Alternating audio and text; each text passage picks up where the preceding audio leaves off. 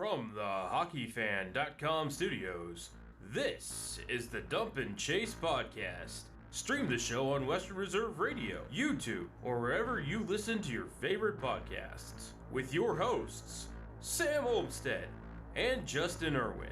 The show starts now. Daddy, what are you doing? I don't know. Sam paid me $5 to read this. Show starts now.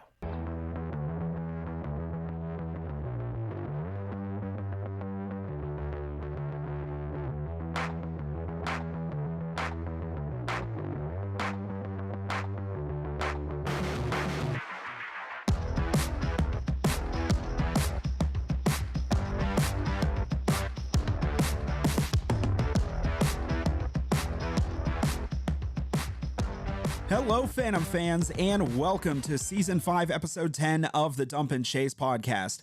I'm Sam, the literal button pusher on this show, here with Justin, the figurative button pusher on this show. Justin, it's good to see you. I only made it to one game this past weekend. Pretty much, much like the Muskegon broadcast booth, my seat was empty. At least you were there for the first win of the weekend.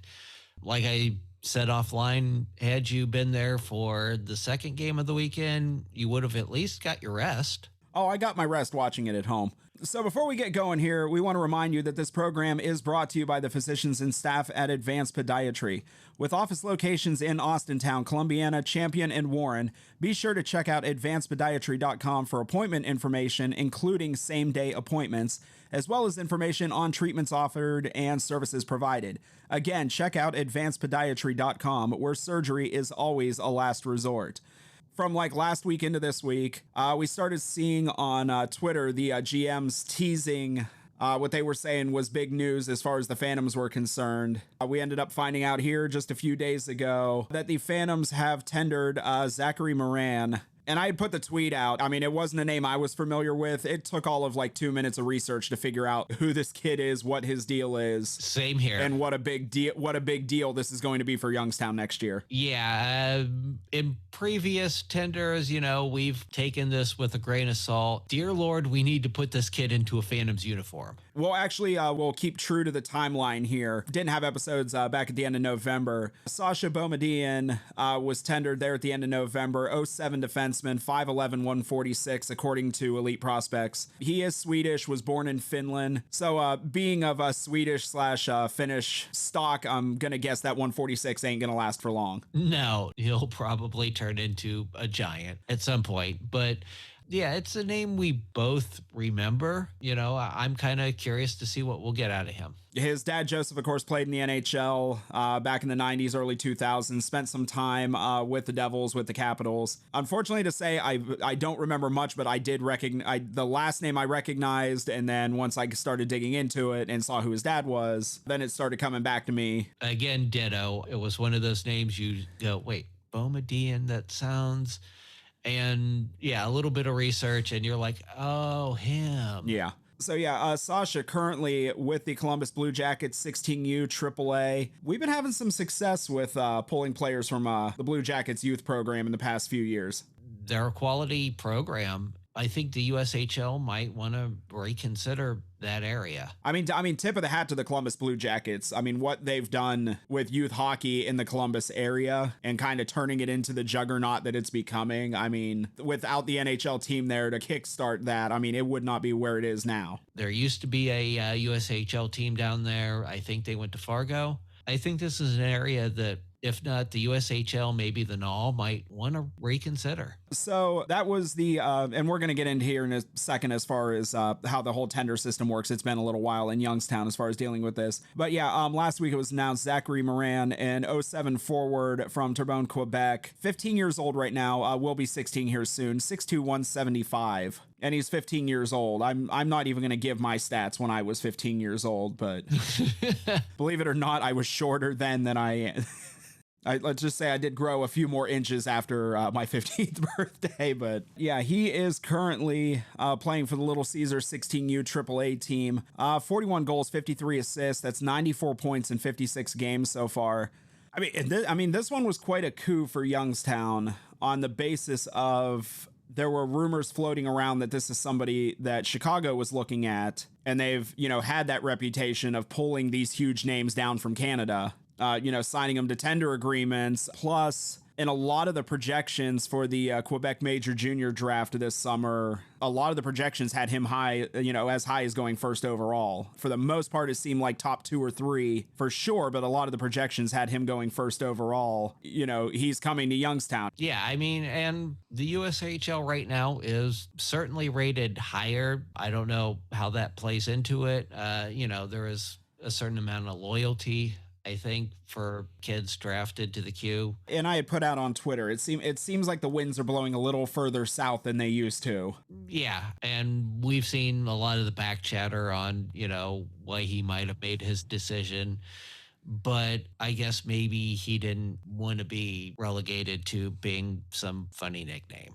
Yeah, so it's been a little while since we've dealt with tender signings here in Youngstown, so we're just going to kind of do a quick little refresher course. Basically, in an upcoming season, a team can tender up to 2 players. If you tender 1, you are giving up your first round phase 1 pick. If you tender a second player, you're giving up your phase 1 second round pick. Once you tender a player, no other USHL team can recruit or draft that player. I believe I have the number right. If a player is tendered, they must appear in at least 55% of games in their tender year. That is correct as far as I know. The most recently, to actually play for the Phantoms, player that was tendered was Ben Schoen back in 2018. And then, of course, Trevor Kuntar the year before that. So, yeah, it's been a hot minute. I kind of think that Saginaw debacle maybe scared the Phantoms away for a little while in dealing with tenders. Yeah, well, I mean, it's always a risk. We've lost other players, Jacob Tortora, most notably. And a couple quick announcements we want to make. We're going to try to get the scheduling worked out that here in the next couple weeks, head coach Ryan Ward will be coming back on the show. I got to talk to him a little bit after the game on Thursday. Decided he hasn't been on in a while. He's not a fan of what we've been saying about the team on here, so he wants to come on. I'm just kidding. That's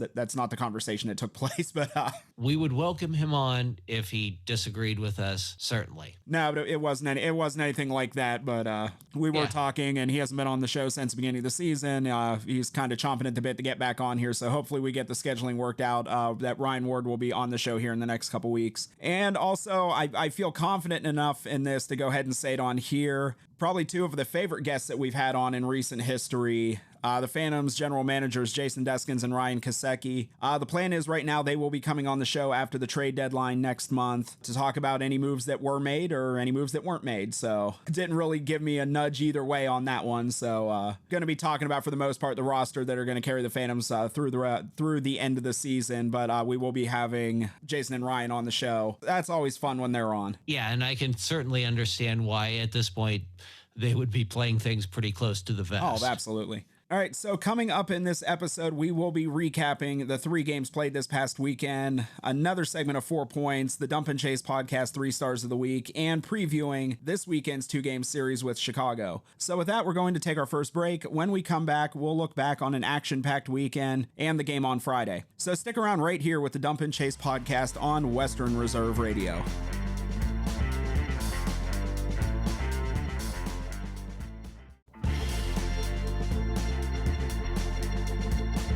And welcome back to the Dump and Chase podcast, brought to you by Advanced Podiatry. So the Phantoms this past weekend getting 2 wins, taking 1 loss on the 3 games. Thursday, a 7-3 win over Muskegon. Friday, a 4-2 loss to Madison. And Saturday, an 8-0 win versus Madison. As far as the weekend, there was a few points that we made last week. As far as a little bit where the Phantoms have been lacking, they seem to have checked all those boxes this past weekend.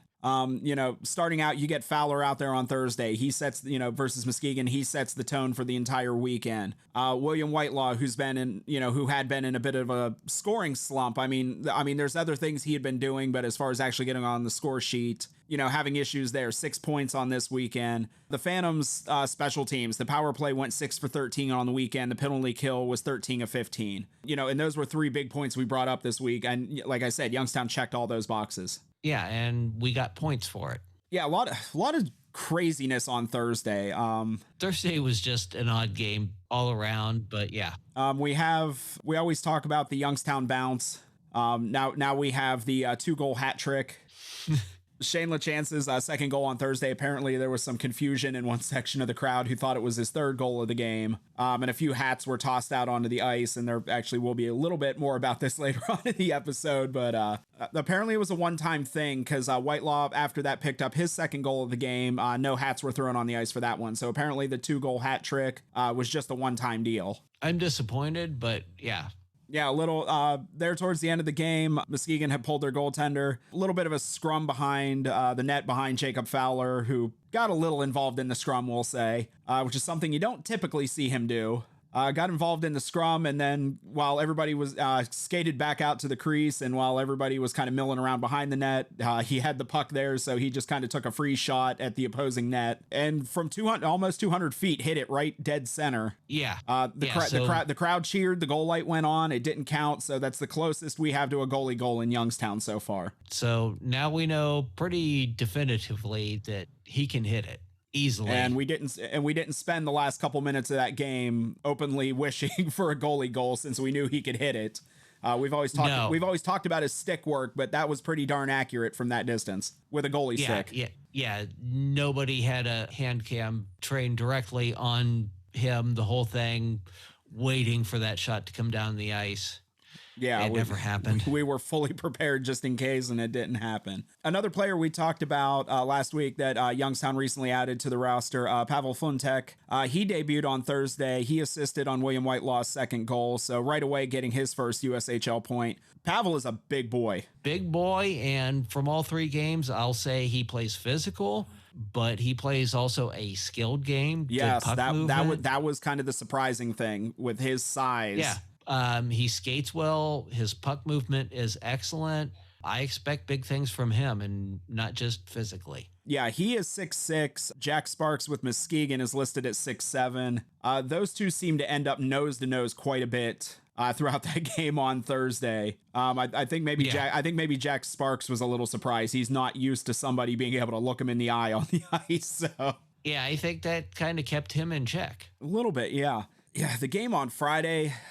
Most noticeably, the first half of the game, Phantoms just came out completely flat. Yeah, and all aspects. I mean, right away, 30 seconds into the game on Friday, Madison scored, and that, a minute and something into the second period, Madison scored. So I mean, they weren't coming out of the locker room ready to play. And it was really the 10-minute mark of the second period where they kind of finally woke up and picked up the play a little bit. But even then, it wasn't really until the third period before they attempted to make a game out of it, which didn't last very long. No, and I mean, to their credit or to Madison's discredit, after that flat of a start, they were able to claw back into it. But yeah, it didn't hold for too long.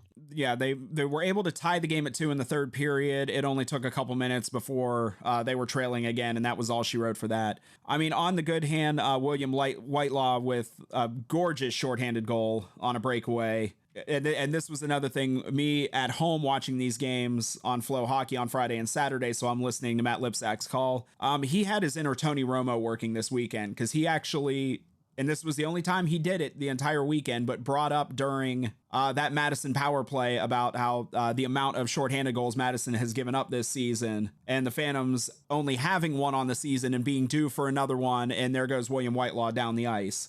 So basically called that one, and then a power play goal on Saturday talking about and this is the only time he talked about this during the game on Saturday, parking Shane LeChance in front of the net on the power play, and sure enough, not long after that, Shane gets a power play goal right in front of the net, reaching over whichever Madison goaltender was in at that point. I can't remember exactly which one, but that 30-foot wingspan that he has the ability to do that. But Matt definitely had his Karnak the Magnificent going on this weekend. But also the LeChance power play goal on Friday, that was a pretty little goal again right there up front. I mean, basically the two high points for the Phantoms in that game. But again, they tied the game at 2. It was not to last, and that was about the most fight they were able to put up that entire game. Just for a brief second, you thought maybe, we're going to get a point out of this, but we didn't deserve it. I wasn't at the game. The crowd sounded fairly quiet on Friday. It was a decent crowd. At times they got engaged, but yeah, Madison took it out of them right away. It was Princess Night. There's a Sleeping Beauty joke in here somewhere, and that's where that's where we're gonna leave it. Yeah, we're gonna let it go. So then we get to the game on Saturday.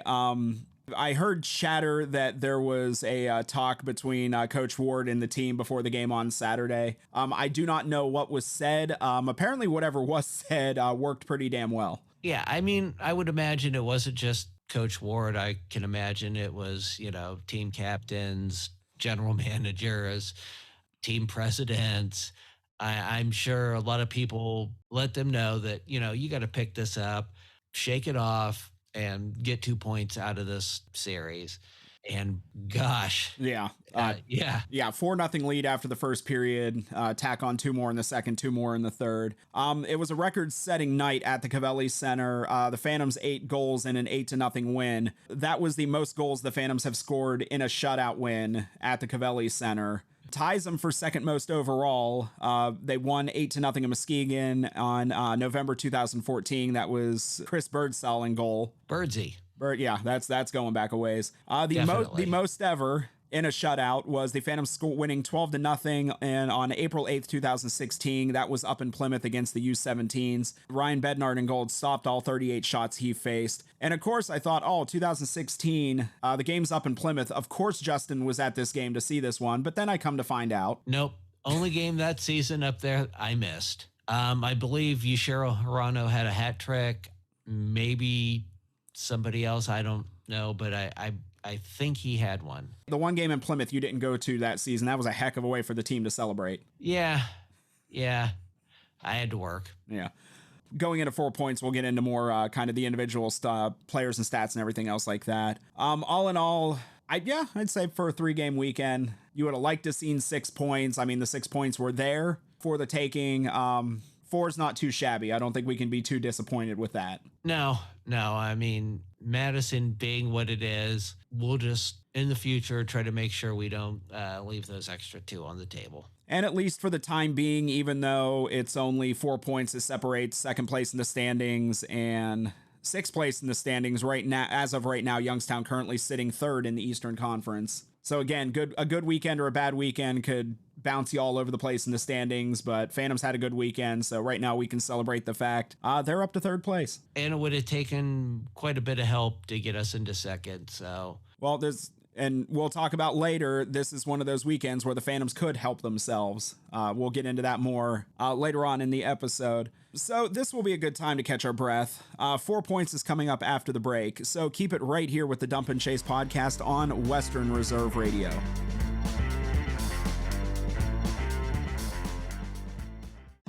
Advanced Podiatry has been making happy feet in the Mahoning Valley for 35 years. Our offices are located in Cortland, Champion, Austintown, Columbiana, and Howland. Our Howland office has relocated to 8601 East Market Street in Howland Corners. Advanced Podiatry offers sports medicine and treatment plans for all ages. You can also request an appointment online by visiting our website at advancedpodiatry.com. Advanced Podiatry, where surgery is always a last resort.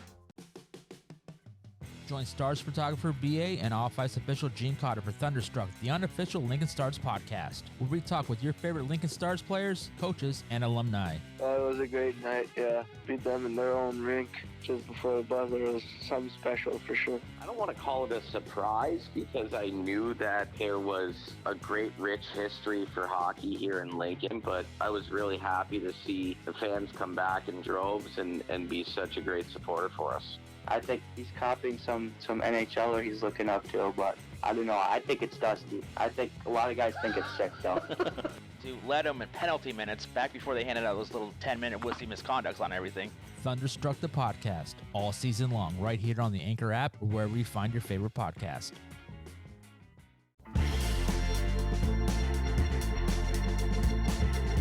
And we're back with the Dump and Chase podcast, sponsored by Advanced Podiatry. So for listeners new and old, 4 points is where we break down the previous weekend into 4 categories. What we liked, what we didn't like, favorite moment, and the Dump and Chase podcast 3 stars of the week. So kicking it off with what we liked, For me, it was just the overall team play on Saturday. Coach Ward said after the game on Saturday, it was probably the most complete 60 minutes the Phantoms had played all season. What we saw, I mean, not the final score, but just during the course of the game. I mean, this is what we expected this team to be this season.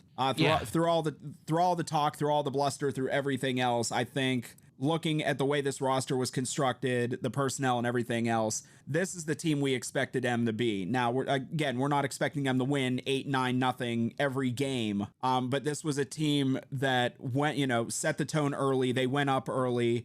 They did not let off the gas this entire game. So, yeah, I mean, obviously you have a team that is not that good. You don't give them those little chances. You play 60 minutes, and this is what happens. What I liked, spreading the wealth, take out Friday's loss. Even then, I mean, Whitelaw, LaChance, Svoboda, we got a lot of goals from a lot of players, 9 players with goals over the weekend, 16 total. Only Whitelaw, LaChance, and Svoboda had multiple goals, and Whitelaw and LaChance had goals in all 3 games, Svoboda in 2, and 30 total assists. And only Sorbonne got more than 2, and he got 5, 4 in one game. Yeah. So, I mean, just spreading the offense around, not just 1 or 2 players. It was everybody. And a shout out to Bob for tipping me off on looking into this stat. Yeah, as far as what I didn't like, and pretty much gone over it, just kind of rehashing it here. But just the team just not looking engaged on Friday. Just going from the high they came off of the game on Thursday to just starting out at such a low on Friday. Again, first period, Madison scores 30 seconds in. Second period, Madison scores like a minute and something in. And kind of, we talked about it before. It's almost where, and we've seen it in the past. And sorry, Madison, this year it's you, but just kind of talking about, the Phantoms playing down to their competition, which is like one of your biggest pet peeves. Yeah. Again, just as high as the high that they came off of after the game on Thursday, beating Muskegon, and then just coming out with nothing on Friday. Again, it's a young team. That's kind of one of those things as the season goes on, you want to start to see something like that go away, and they were able to pick it back up again on Saturday, but 3 game weekends are tough. There's no doubt about it. And overall, it's gotten a lot better this year. So, I mean, it's something we've picked on even this season, but in retrospect, we are getting a lot better at this. Yeah. And so hopefully, going down the stretch, this won't be something we pick on. Yeah. What I didn't like Friday, after we had a pretty bad start, we managed to claw our way back into it, tie the game up in the third. Then less than 2 minutes after that, we give up a penalty and fans were booing at the game. I've gone back and watched it. If anything, it was a simple trip. It was called a kneeing penalty. I'm not going to name the player, but it was a penalty nonetheless. It was a warranted penalty, and it's just little things like that. You stick a leg out, you trip a guy. But at that point, the refs are not calling an even game. It's been a little weird. Just don't give them that to call. And that's what got Madison up a goal, eventually an empty net. And it's just little plays like that, going down the stretch, you got to look at and say, hey, we got to improve on that. And I have full confidence we will. All right, so we'll bring it back to the lighthearted a little bit here. Apparently with these favorite moments, I've just kind of been going for the comedy the last couple weeks. Talking again about Shane LaChance's 2-goal hat trick on Thursday. There was a little bit more to it that went from making that story funny to me making that story epic. Was that the goal was scored again? You just had kind of one section who apparently thought it was a hat trick. You saw 3 hats go out onto the ice, and about a minute went by. There was kind of some talk with the referees and some stuff going on after the goal, so there was a little bit of a delay. 3 hats sitting on the ice, and then about a minute later, a 4th hat appeared on the ice. Yeah, and to me, that's where it went from funny to hilarious. Because somebody sat there for a good minute just really chewing on the idea of whether or not I should throw my hat onto the ice. And I don't know, it just like that, maybe the peer pressure around him, come on, throw it. Or just, this was a decision that was thought about for a good minute before that 4th hat showed up on the ice. And it was for Shane LaChance's 2nd goal of the game. Passion rolled out over reason, I guess. I will implore everyone, you can download the USHL app. You can check the box scores, the game's going on, if there's any type of confusion or anything like that. It is a very easily accessible tool. Not that it always works, but it is an easily accessible tool you can use during the game. It was working that game. Yes. As far as I know, we both used it, but yeah, it was one of those moments. We all got a chuckle out of it. And it's not picking on whoever it was that did it. I mean, if you weren't following the box score, I could understand, because there was the one goal where it looked like Shane deflected it, but it was actually Whitelaw the whole way. Shane never actually touched the puck. Yeah. I could see where the confusion came from, but like I said, the 3 hats was kind of funny. That 4th hat a minute later just put it over the top for me. Exactly. So my favorite moment, we had mentioned in previous weeks, William Whitelaw, someone we expect to score a lot of goals, had been snake bitten and was on a 6-game score or goalless streak. I guess he had a few assists, but he got his first goal in a while on Thursday, and just you could see the relief. The performance afterwards was pretty incredible. So just seeing a guy you know can score goals finally get that first one after a while. And I mean, 6 games, that's not a big score, goalless streak for anyone, but William Whitelaw. Obviously, we were really glad to see him get off the snide. Yeah, and it's when you're a player like him, when you're just a natural goal scorer, 6 games can seem like an eternity, but the proof of this weekend is that William Whitelaw is a natural goal scorer, because once he got that first one, the floodgates open the rest of the weekend. Yeah, I think he got 5 on the 4. weekend. 4? What? Yeah, 2, 1, and 1. Yeah. So yeah, he got 4 on the weekend. So.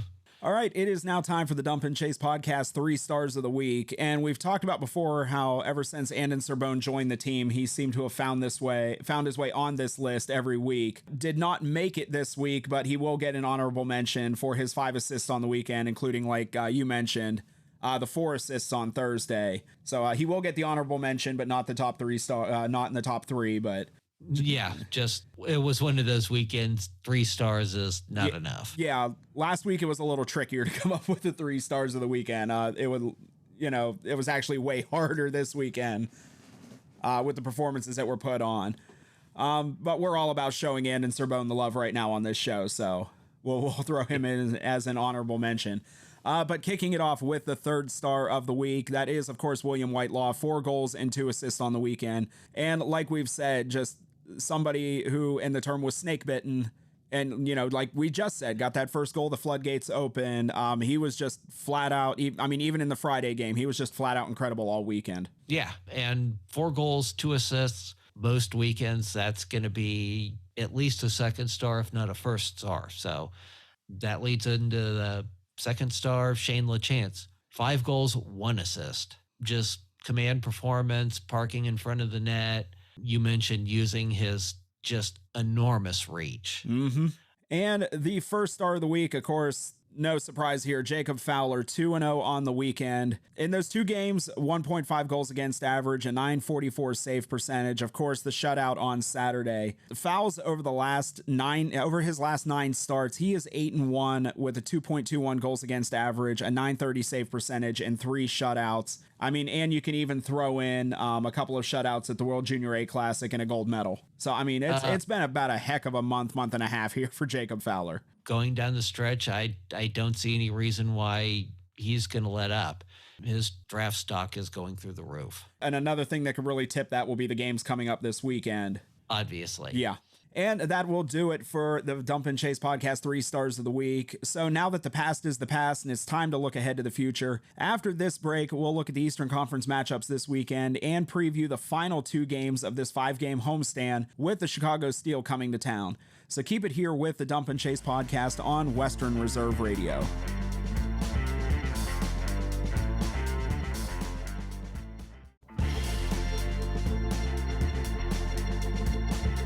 And welcome back to the Dump and Chase podcast, brought to you by Advanced Podiatry.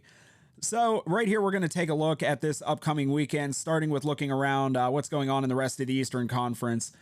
Green Bay, they will be having a home-and-home with Madison this weekend. Green Bay split last weekend with Cedar Rapids. Green Bay in their last 12 games, 9-3, still just kind of chugging along. Madison, long bus ride home after Saturday, I would imagine. Unfortunately, that snapped their 2-game winning streak they had with the loss on Saturday, tying their longest winning streak of the season from earlier in the year. You would have thought even a close loss, they would have felt good going home on the bus, but yeah, that one had to be hard. Yeah.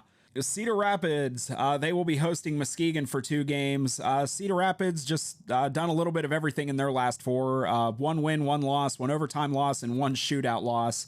Kind of surprising. Who's Cedar Rapids been playing all year? Because this is only going to be their 3rd game against Muskegon. We've only played them once. They're one of those teams, I think, that does get to play Western Conference teams. So, yeah. But, I mean, right now they're the epitome of 500 hockey. Yeah, so Cedar Rapids on the season with Muskegon, 1 loss and an overtime loss. These teams last played October 7th and 8th.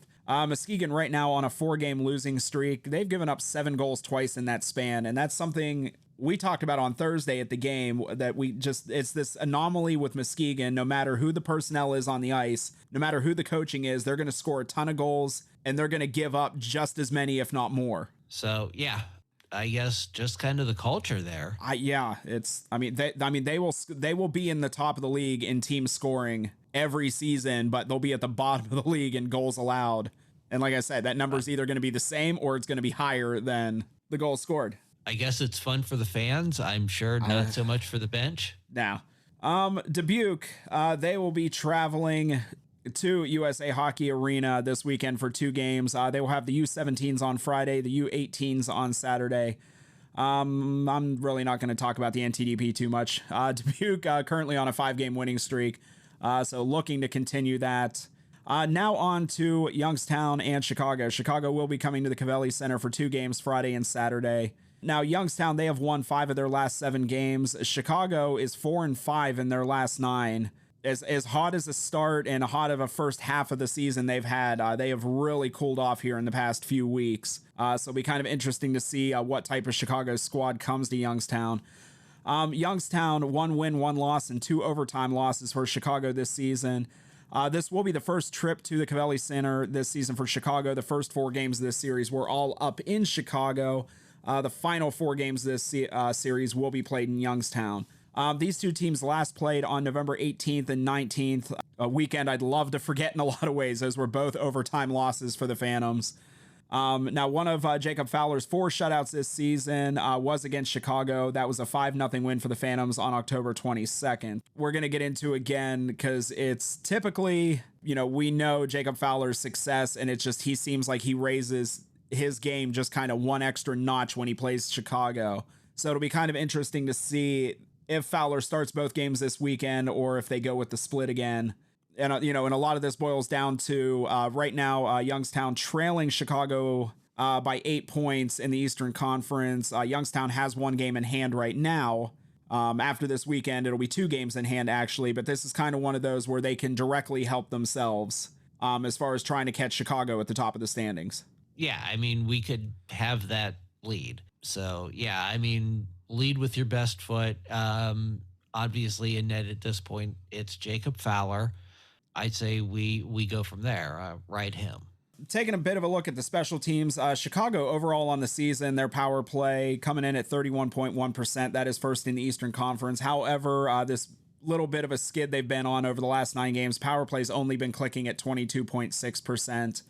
Phantoms power play, Phantoms penalty kill has kind of been ticking up little by little as the weeks have gone on. So it'll be interesting to see there how the Phantoms penalty kill fares against the Chicago power play. Of course, the goal basically being you want to stay out of the box as much as possible. And then Chicago, they have a 3rd game this weekend. They will be traveling to Plymouth to take on the U17s on Sunday. Yeah, but like I said, Youngstown only has 4 more games against Chicago this season. It's just that scenario of, as far as the standings are concerned, this is the most direct way you can help yourself as far as chasing Chicago in the standings, because the whole rest of the season is going to be depending on what other teams do in other games. Yeah, you won't get any argument out of me on that. That's a no-brainer. Chicago seems a little bit more human lately. We've kind of expected this, them to trail off a little bit.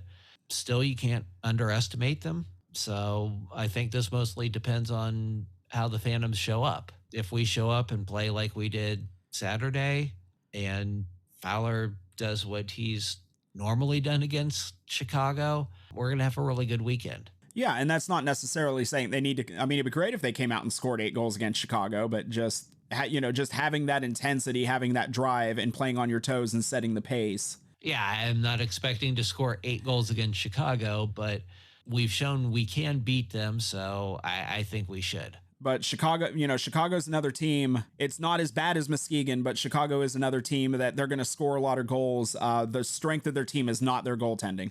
No. And the strength of our team is defense and goaltending. Yes. And now the offense is starting to wake up a little. So we just got to build off of that and take it to Chicago like we have been. All right. So both of these games, Friday and Saturday night, puck drop is 7:05 p.m. Friday night is Sparky's birthday. It just seems like yesterday that Sparky was birthed out of the front of the front of a Zamboni, tumbled onto the ice. One of the stranger ways I've seen to debut a new mascot, but wasn't very graceful. I won't say that, but just seems like yesterday. But nothing out of the front of a Zamboni is. So I imagine usually the way these things go, we're going to be seeing a bunch of different mascots from various sporting teams and businesses around the area roaming around the Cavelli Center. I don't know what the Toys R Us deal. I'm hoping Jeffrey the Giraffe will be back. Just to see that poor guy having to walk around in that costume again with like that 6-foot neck on top of his head. That poor guy. Yeah. Yeah. That's got to be hard on the back. And watching him every time he's going up and down the stairs, thinking, should I be terrified or should my camera be out? Because something's about to happen. Yeah, I don't know how you balance that thing. Yeah, that's okay. And then Saturday night is 80s night. I will keep my thoughts to myself on that one. Both of these games will be available the audio stream for free on Western Reserve Radio, or you can watch the game on Flow Hockey. And of course, friend of the show and voice of the Youngstown Phantoms, Matt Lipsack, will be on the call. But of course, as always, it's better to go to the game. So you can pick up tickets at youngstownphantoms.com, or you can call the Phantoms ticket office at 330-747-PUCK. That's 330-747-7825. So with that, we're going to take one last break. On the other side, we'll wrap up this episode and look ahead to next week. So keep it here one more time with the Dump and Chase podcast on Western Reserve Radio.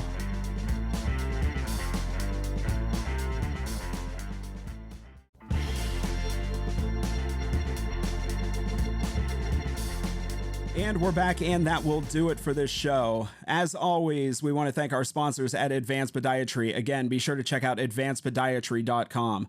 So next week's show, we will be recapping this Chicago series and looking ahead to the start of a 4-game road trip for the Phantoms. And this will be the final trip to Muskegon in the regular season, playing 2 games with the Lumberjacks next weekend. As always, you can hear the show at 5 p.m. every Wednesday on Western Reserve Radio, either on westernreserveradio.com, the Live 365 or TuneIn apps, the Western Reserve Radio Facebook and Twitter pages, and the Youngstown Phantoms Facebook page.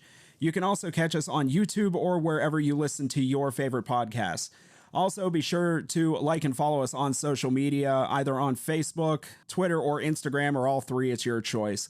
All of these links can be found in our Linktree page. That can be found in the description of however you have decided to listen to this episode. So, Justin, before we get out of here, any final words of wisdom?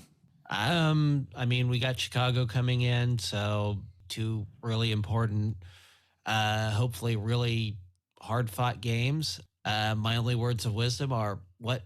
Me worry? Nobody's going to get that. No. You get that. Yeah.